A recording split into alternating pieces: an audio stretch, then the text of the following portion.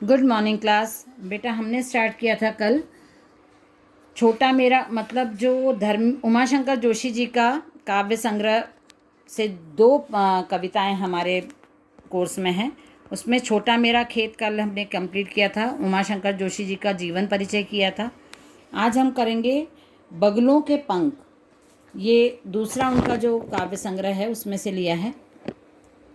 बगुलों के पंख। नभ में पाती बंधे बगुलों के पंख चुराए लिए जाती है वे मेरी आंखें, कजरारे बादलों की छाई नभ छाया, तैरती सांझ की सतेज श्वेत काया। हौले हौले जाती मुझे बांध निज माया से, उसे कोई तनिक रोक रखो, वह तो चुराए लिए जाती मेरी आंखें, नभ में पाती बंधी बगुलों की पाँखें।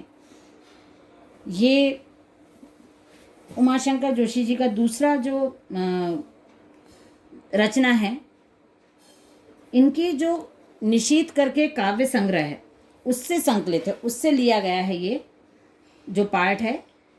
और ये गुजराती से हिंदी में रूपांतरित किया है और इसके मतलब जो इनका ट्रांसलेशन किया है गुजराती से हिंदी में, इसका भोला भाई पटेल है, उन्होंने किया है। हमने पहले पीछे भी पढ़ा हुआ था, जब कल भी मैंने पढ़ के बताया था आपको कि यहाँ पे बताया उन्होंने कि दोनों प्रस्तुत दोनों कविताओं का गुजराती से हिंदी रूपांतरण रघुवीर चौधरी और भोला भाई पटेल ने किया। रघुवीर चौधरी ने छोटा मेरा खेत, और ये दूसरी जो कविता है बगुला वाली, ये उन्होंने भोला भाई पटेल ने किया है इसका। बगुलों के पंख।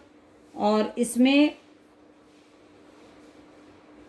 उमाशंकर जोशी जो हैं उन्होंने सौंदर्य वर्णन किया, मतलब सुंदरता का वर्णन किया है। सुंदरता वो कैसे देखते थे, कोई भी हो, या कवि, लेखक, या आप या हम, कोई भी, सबके लिए सुंदरता की परिभाषा अलग अलग होती है ना। सौंदर्य को कोई प्राकृतिक सौंदर्य को बहुत पसंद करता है, कोई किसी कृति को पसंद करता है, कोई ड्राइंग, पेंटिंग या किसी भी कलात्मक गतिविधि को कोई सौंदर्य मानता है, सुंदरता मानता है। कोई जो देखने की दृष्टि होती है उसको सुंदर स्वाभाविक मानता है। कोई आत्मिक रूप से भावनाओं को समझ के उसको सुंदरता मानता है कि आप मन से सुंदर हैं, आपका मन सुंदर है। इस टाइप की सुंदरता की परिभाषा सबके लिए अलग अलग होती है। यहाँ पे उमाशंकर जोशी जी ने बगुले जब जा रहे होते हैं संध्या के समय अपने घर, तो उनको देख के ये रचना लिखी है। नभ में पाती बंधे बगुलों के पंख। जब काले काले बादल हैं और काले बादल हो रहे हैं, जब आसमान की तरफ उन्होंने देखा कि काले बादल हैं और सफ़ेद बगुले एक साथ लाइन से अपने पंख फैलाकर उड़ रहे हैं, सफ़ेद हैं और पंक्तिबद्ध एक साथ उड़ते हैं ना, बर्ड्स को आप देखना, और बगुले तो साथ में ही एक जगह से दूसरी जगह जाते हैं, तो ऐसा लग रहा है बिल्कुल सफ़ेद लाइन जैसी, और काले काले बादल हैं, तो वो उनको देख के बहुत अच्छा लग रहा है। शाम का समय है। उड़ते हुए परिंदे कवि को कजरारे बादलों के ऊपर तैरती संध्या की श्वेत काया के सदृश प्रतीत होते हैं। ब्लैक काया है, मतलब शरीर ब्लैक है, और उसके ऊपर सफ़ेद मतलब काली जैसे आँखें हैं, उसके ऊपर जो सफ़ेद छाया दिखाई देती है, वैसे उनको लग रहा है देखने से। बहुत अनुपम प्राकृतिक सौंदर्य को देख रहे हैं, महसूस कर रहे हैं, और उनको ऐसा क्या बोलते हैं, सम्मोहित हो रहे हैं। मतलब वो अपने आप को वो दृश्य देखने से हटा नहीं पा रहे हैं, मतलब उनको ऐसा लग रहा है हिप्नोटाइज कर लिया है। ऐसे दृश्य को देख के वो बिल्कुल भौचक्के से देखते ही जा रहे हैं उसको, और बहुत सुंदर लग रहा है, और वो अपने आप को उस समय सम्मोहित महसूस करते हैं। उनको कुछ भी और दूसरा दिखाई नहीं देता, सुनाई नहीं देता, बस वो उसी मोह पाश में बंद के और वो ये सब चीज़ें देखते रहते हैं। तो इसलिए उन्होंने बोला है कि ये जो सौंदर्य होता है, मतलब जो सुंदरता होती है, वो आपको कहीं ना कहीं बांध के रखती है, कहीं ना कहीं आपको हिप्नोटाइज कर लेती है, आपको मोह जाल में बांधती है सुंदरता। वो किसी भी प्रकार का सौंदर्य हो, प्राकृतिक हो, सामाजिक हो, धार्मिक हो, किसी भी प्रकार का सौंदर्य यदि जिसको आप पसंद करते हैं वो आपको मोह में बांध सकता है, मतलब मोह में बांध लेता है।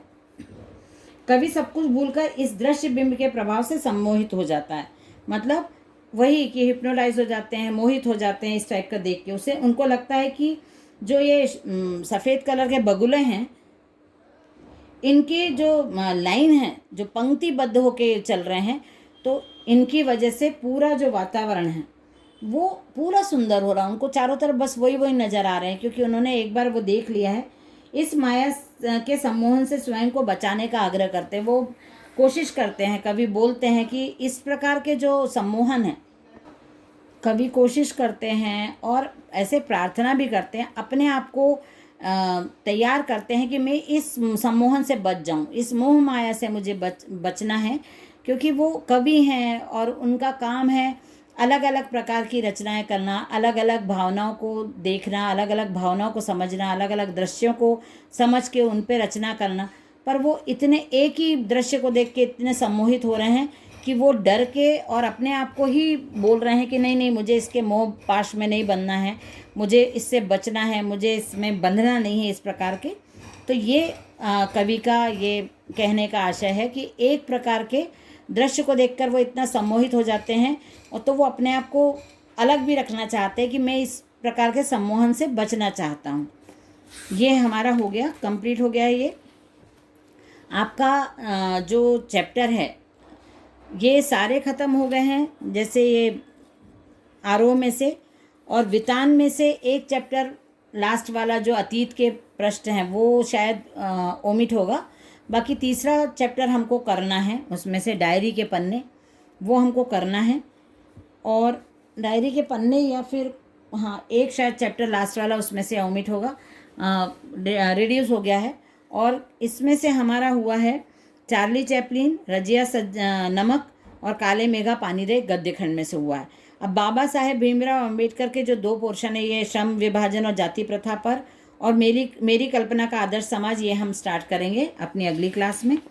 और यहाँ से काव्य खंड से आपका हरिवंश राय आलोक धनवा ख़त्म हुआ है, मतलब रिड्यूस हुआ है।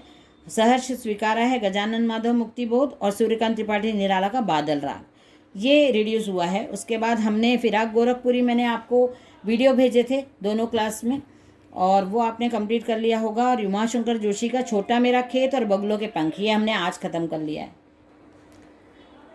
ये इसके तो मैंने वीडियो भेजे थे और ये अभी हमने कंप्लीट कर लिया है। तो ये हमारा हो जाता है, आरोह से कोर्स ख़त्म हो जाता है। और जो अभी हमने चैप्टर किया है छोटा मेरा खेत बगलों के पंख, इसके आप क्वेश्चन आंसर लिख लेना। नोट्स आपको, जो लोग नोट्स बना रहे हैं वो नोट्स तैयार कर लेना इसके। छोटे चौकोने खेत को कागज़ का पन्ना कहने में क्या अर्थ निहित है, ये आपको क्लियर है कि छोटे चौकोने खेत किसान के लिए यूज़ किया है, और कागज़ का पन्ना इसलिए बताया क्योंकि जिस प्रकार खेत में एक बीज डालने से इतनी बड़ी फसल तैयार होती है, उसी प्रकार एक कागज़ के पन्ने पर एक भावना का एक शब्द लिखने से बहुत बड़ी रचना का निर्माण होता है। तो कागज़ को, खेत को आपस में तुलना इसीलिए की गई कि दोनों हमको देने वाले हैं। कागज़ पे आप अपनी भावनाएं उतारोगे तो उस पे रचना का निर्माण होता है, और खेत में यदि खेत के एक चौकोर जगह में आप कुछ बीज डालोगे तो उससे भी हमको फसल मिलती है। रचना के संदर्भ में अंधड़ और बीज का क्या है? अंधड़ और बीज क्या है रचना के संदर्भ में? रचना के संदर्भ में अंधड़ मतलब आंधी, विचारों की आंधी, और यदि खेत में आंधी चलती है तो बीज को एक जगह से दूसरी जगह ले जाने का काम करती है। और बीज का अर्थ है यहाँ पे कवि ने अपने लिए बीज का अर्थ विचार। रस का अक्षय पात्र से कवि ने रचना कर्म की किन विशेषताओं की ओर इंगित किया है? तो ये हम देखेंगे। रचना, यहाँ पे अक्षय पात्र, रस का अक्षय पात्र से कवि का किन विशेषताओं, मतलब रचना कर्म की किन विशेषताओं का ये बताया उन्होंने कि यदि उत्तम साहित्य की हम रचना करते हैं या हमको उत्तम साहित्य चाहिए, तो वो हमारे ऐसे साहित्य निर्माण से ही संभव है कि आप जब साहित्य रचना कर रहे हैं, कोई रचना कवि लेखक जो भी करते हैं वो इतनी उत्तम होती है कि उसका फिर वो जो प्रभाव है वो कभी ख़त्म नहीं होता। वो एक अक्षय पात्र के रूप में हमारे पास सदैव रहता है, जो आगे आने वाली पीढ़ी को आप दे सकते हो। और इसकी प्रवृत्ति जो रहती है साहित्य की, उत्तम साहित्य की प्रवृत्ति रहती है, वो अक्षय रहता, कभी ख़त्म नहीं होने वाला। हम भी इतने पुराने पुराने ग्रंथ पढ़ रहे हैं, हमारे यहाँ आप देखोगे कि बहुत पुराने ग्रंथ हैं, वो अक्षय पात्र की तरह ही तो हैं, वो कभी ना ख़त्म होने वाले हैं। इसलिए यहाँ पे कवि ने रस का अक्षय पात्र इसलिए बोला है कि जो साहित्य रचना निर्माण हो रही है, जो साहित्य रचना की जा रही है, वो इसीलिए अक्षय है क्योंकि वो आगे आने वाली पीढ़ी को आगे दी जा रही है, इसलिए वहाँ यहाँ पे उन्होंने उसका बोला है। चलिए नेक्स्ट क्लास में इसको और डिस्कस करेंगे। Bye everyone.